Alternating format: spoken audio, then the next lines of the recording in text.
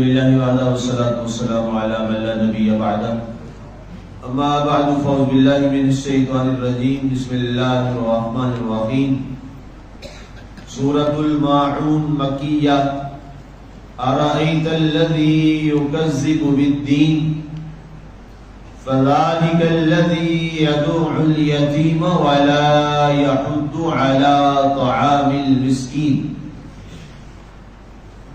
کیا دیکھا آپ نے اس شخص کو تو دین کو جھٹلاتا ہے، پھر اس لیے تو وہ یتیموں کو دھتکارتا ہے اور مسکینوں کو کھانا کھلانے کی رغبت نہیں دلاتا.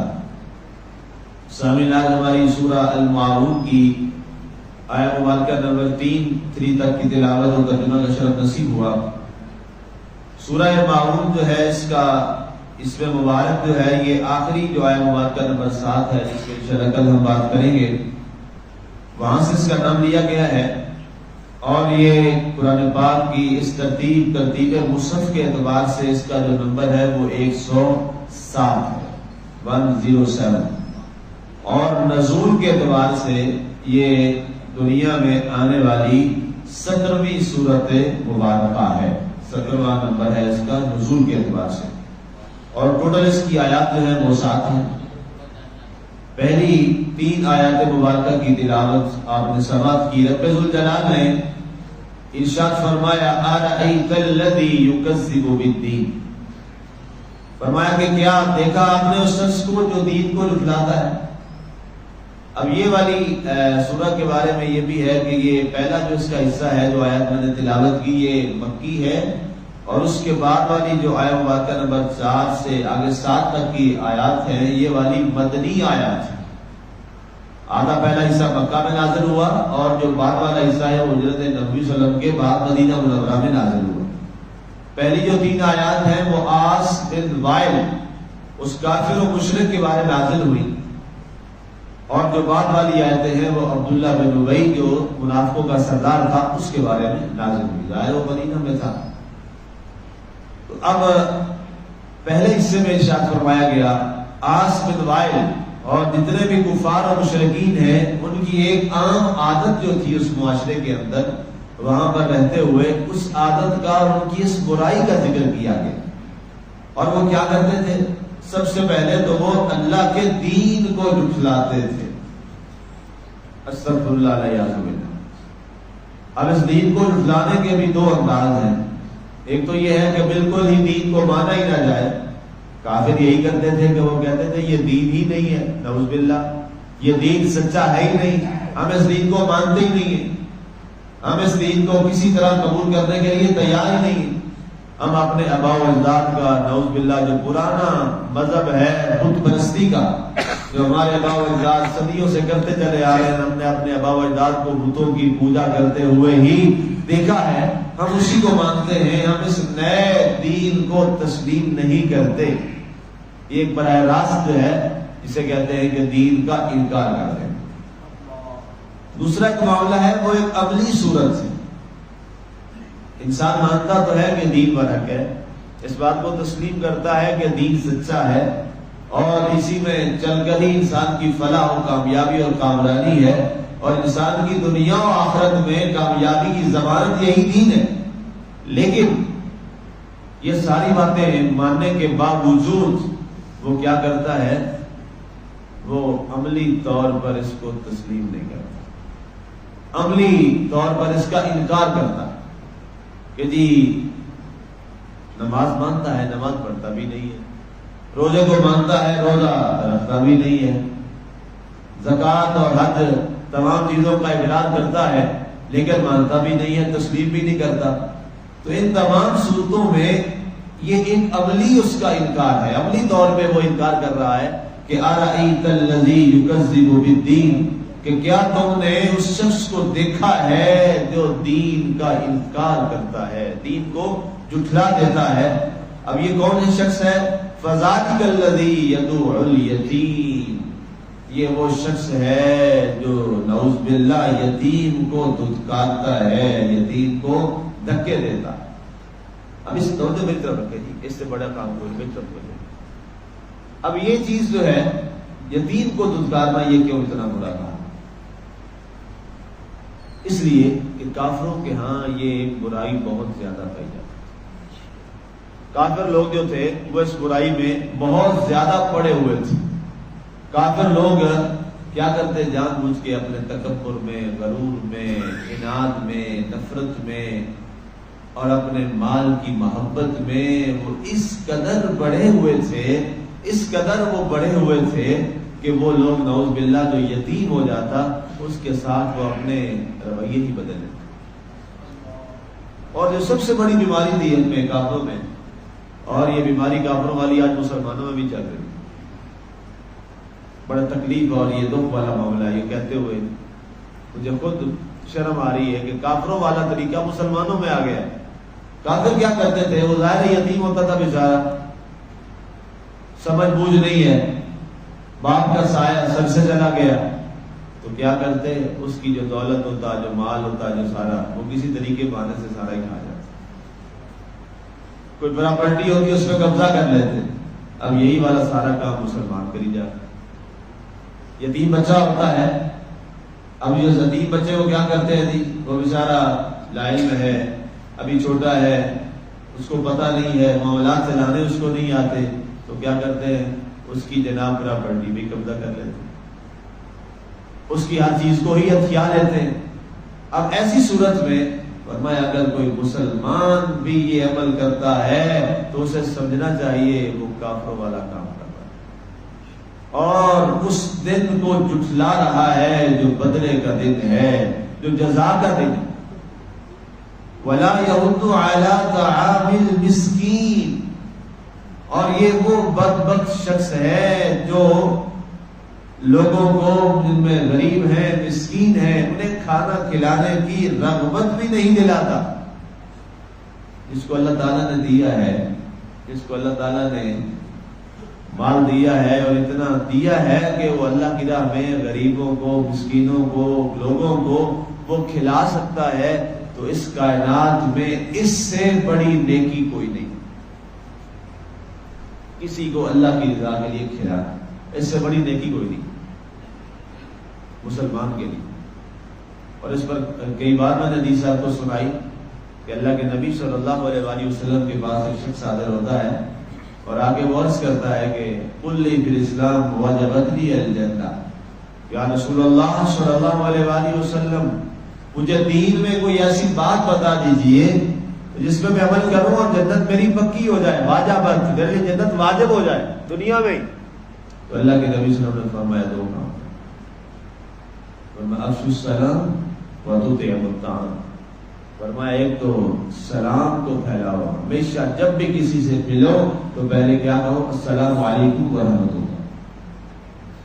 اور دوسری بات فرمایا اللہ نے تمہیں جتنا دیا ہے اس میں سے اللہ کی مخلوق کو کھلاؤ، یہ دو عمل کرو، اللہ تمہیں جنت عطا فرمائے۔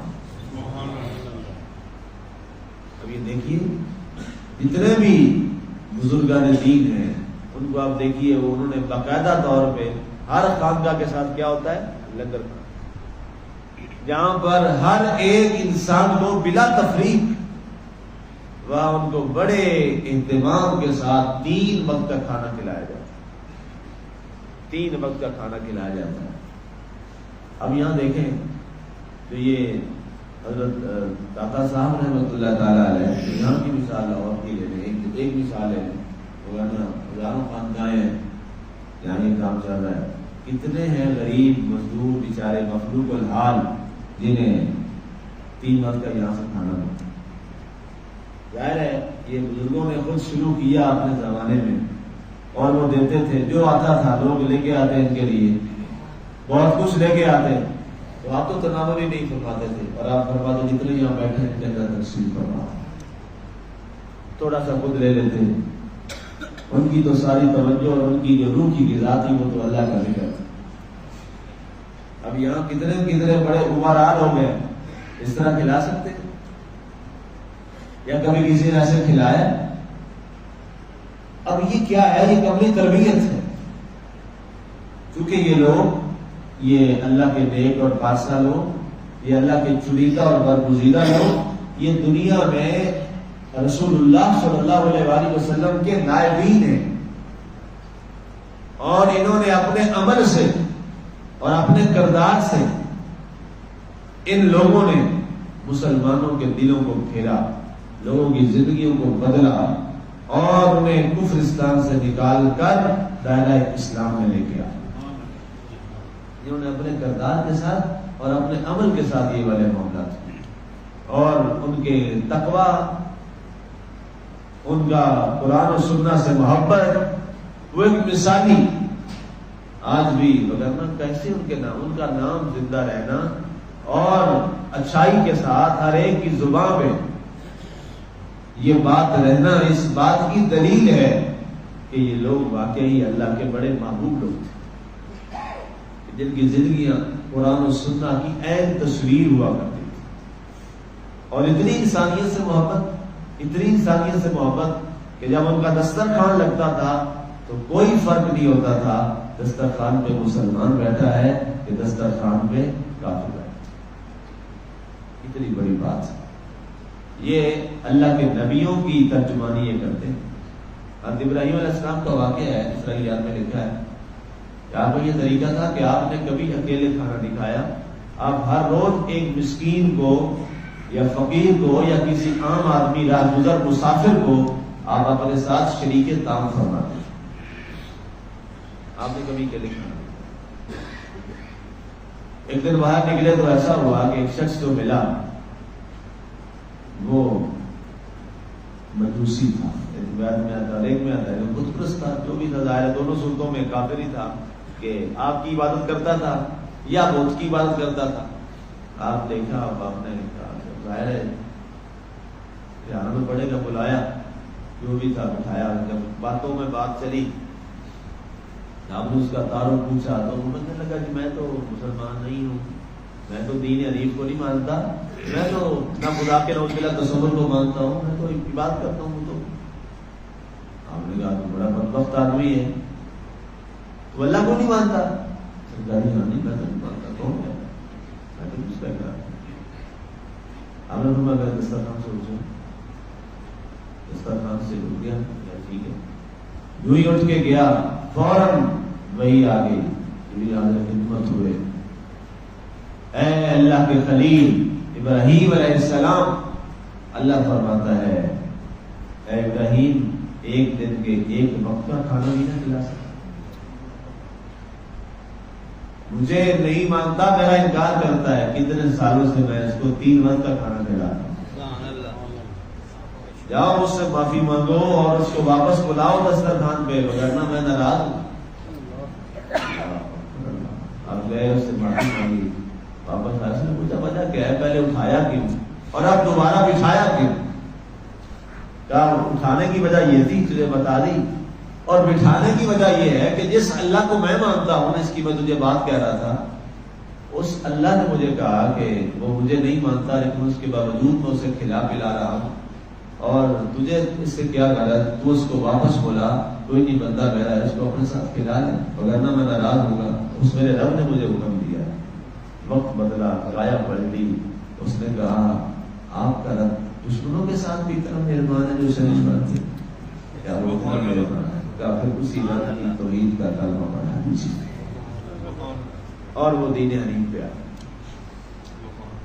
تو یہ ایک طریقہ رہا ہے ہمارے بڑے صغیر میں، خاص طور پر بزرگان دین کا۔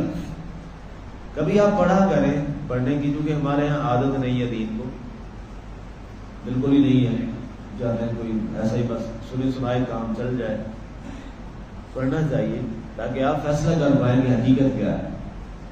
بڑے صغیر پاک و ہند میں جو اسلام پھیلایا ہے وہ صوفیاء کرام نے، ان کے دسترخوان پہ ہندو بیٹھتے تھے اور جاتے ہوئے کلمہ پڑھ کے جاتے تھے۔ حضور غوث پاک رضی اللہ تعالیٰ عنہ جو پیران پیر ہیں، ان کو سارے ہی مانتے ہیں، ان کی محفل کا کبھی حال کسی نے پڑھا ہے؟ ان کی محفل میں کون ہوتے تھے بیٹھنے والے؟ میں نے جو ہماری درس قرآن ہوتا ہے 11ویں شریف پہ ہر چار دن، اس میں نے یہ بات بتائی تھی، اگر کئی بار بتائی میں نے، کہ آپ کی محفل میں ہندو بیٹھتے تھے، سکھ بیٹھتے تھے، عیسائی بیٹھتے تھے، یہودی بیٹھتے تھے، نیچری بیٹھتے تھے، ملحد بیٹھتے تھے، اور آپ عام اعلان فرماتے تھے کہ ہماری محفل میں سارے آئیں، سب کو بلاتے تھے، آپ کی مسجد میں آتے تھے، سارے آتے تھے، عیسائی یہودی بن کر، کافر بن کر، آپ ہمیں اتنا پیار اور محبت دیتے اور کھلاتے کہ جاتے ہوئے وہ سارے کے سارے کلمہ پڑھتے جاتے۔ آج آپ اپنی مسجد میں 2 عیسائی بٹھا کے دیکھیں، سب سے پہلے فتویٰ میرے اوپر لگے گا، اے مفتی صاحب دین تو نکل، اور فتوے بھی ہمارے وہ لگاتے ہیں جنہیں وضو کا طریقہ بھی نہیں آتا۔ یہ جہالت ہے ہماری۔ کیا اسلام اتنا پھیلانا تو پھیل گیا، ہمارے کسی کو دعوت نہیں دینی اسلام کی؟ بتائیں آپ بتائیں کتنوں نے آپ نے دعوت دی؟ بتائیں آپ کے تو سب سے اچھا موقع ہے کہ آپ کا پورا محلہ ہی عیسائیوں کا بھی ساتھ ہے۔ کتنوں پہ آپ نے کوشش کی ہے دعوت دینا؟ صرف یہ نہیں ہوتا یار کلمہ پڑھنا، تھپڑ مارے گا وہ۔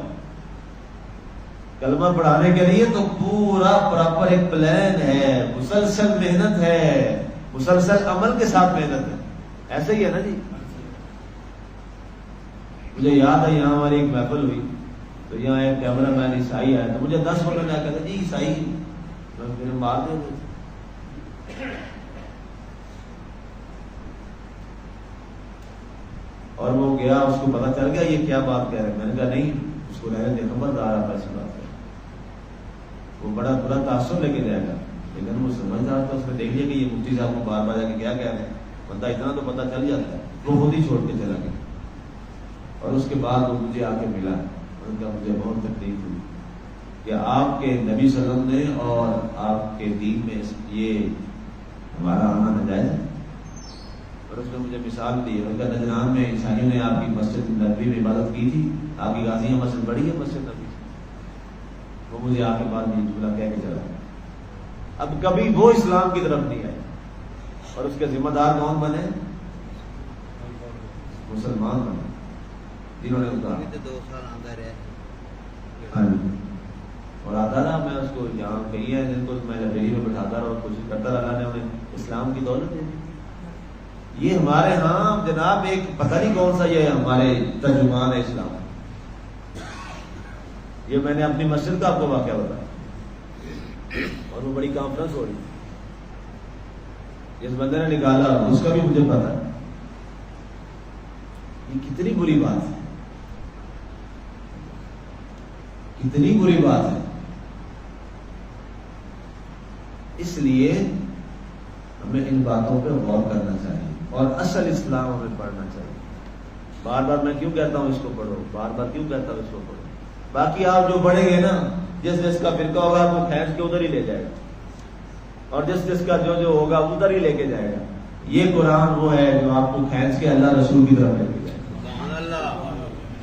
اس لیے میں بار بار سیکھتا ہوں، ادھر آؤ ادھر آؤ ادھر آؤ، اور یہی فلاح کا راستہ ہے، یہی فلاح کا راستہ ہے۔ اس سے بڑی کوئی کتاب ہے تو مجھے دکھا دیں جس کا ہم درد لے آئے، میں وہ شروع کر لوں۔ اصل کو چھوڑ کے ہم فرع کی طرف چل پڑتے۔ اس لیے فرمایا گیا یہ لوگ کیا کرتے تھے، کافر لوگ یتیموں کا مال کھاتے، غریبوں کو کھلاتے نہیں تھے، لیکن جو اہل ایمان تھے وہ کیا کرتے تھے، وہ یتیم کے سر پہ ہاتھ رکھتے تھے، مسکینوں کو اپنے کھانے و دسترخوان میں شریک کیا کرتے تھے۔ اسی لیے اللہ کے نبی صلی اللہ علیہ وسلم نے فرمایا تو یتیم کے سر پہ دستے شفقت رکھتا ہے، جتنے بال اس کے ہاتھ کے نیچے آتے ہیں اللہ اتنے اس کے گناہوں کو معاف فرماتا ہے۔ دستے شفقت رکھنے میں کیا حال ہے، محبت کے ساتھ، اس میں کتنا انسان کی محنت لگ جاتی ہے۔ اس سے وہ بندہ پیار سے کہہ لے، اس کے ساتھ شفقت کر دے تو اس کا دل کتنا بڑا ہو جاتا ہے، بہت بڑا اس کا دل ہو جاتا ہے۔ اور اس کے ساتھ ہمیں یہ شفقت والا معاملہ کرنا چاہیے۔ یہ بھی اسلام ہے ہمارا، یہ بھی دین ہے، اور اس سے بڑی تربیت ملتی ہے۔ اللہ تعالی ہمیں جو جو اللہ نے ہمیں توفیق دی ہے اس میں سے اللہ تعالیٰ ہمیں غریبوں، مسکینوں، یتیموں کو کھلانے کی توفیق عطا فرمائے، اور اللہ ہمیں یتیموں کا مال کھانے والوں میں نہیں، ان کے مال کی حفاظت کرنے والوں میں شامل فرمائے۔ یہ باتیں بتایا کریں جا کے سب کو، معاشرے میں، رشتہ داروں میں بہت زیادہ یتیموں کے مال یہاں کھانے والے کھا جاتے ہیں، پھر ان کے خلاف کیس چلاتے ہیں۔ وہ بیچارے کا ایک باپ چلا گیا، دوسرا جائیداد چھین لی، تیسرا اس کے اوپر کیس کر دیا، ساری عمر یہ اٹھ ہی نہ سکے، اور پھر کہتے ہیں کہ یہ نفرتیں ہماری ہوگی اور خاندان ٹوٹ گیا۔ اس لیے یہ کافروں والا کام ہے، یہ کافروں والا کردار ہے، یتیم کے ساتھ ظلم کرنا، اس کا مال کھانا، اس کے پلاٹوں پہ قبضے کرنا، اس کے گھر پہ اور اس کے حصے پہ قبضے کرنا، یہ کافروں کا کام ہے۔ اس کی بیوہ کو نکال دیتے ہیں، چل تو ہمارا بھائی مر گیا، تو کیوں یہاں پہ؟ اب کیا وہ اپنے بھائی کی بیوی نہیں آپ کی رہی؟ کل اس نے کیا مطلب کس کے ساتھ اٹھنا ہے؟ اسی کے ساتھ اٹھنا ہے نا جو فوت ہو گیا۔ اس لیے یہ معاشرے کی برائیاں ہیں، آپ بھی دیکھتے ہیں، میں بھی دیکھتا ہوں، لیکن حق کہنے کی توفیق نہیں ہوتی کسی کو۔ ہمارے ہاں تعلق پہلے ہے، دین بعد میں ہے، ایسے ہی ہے نا جی؟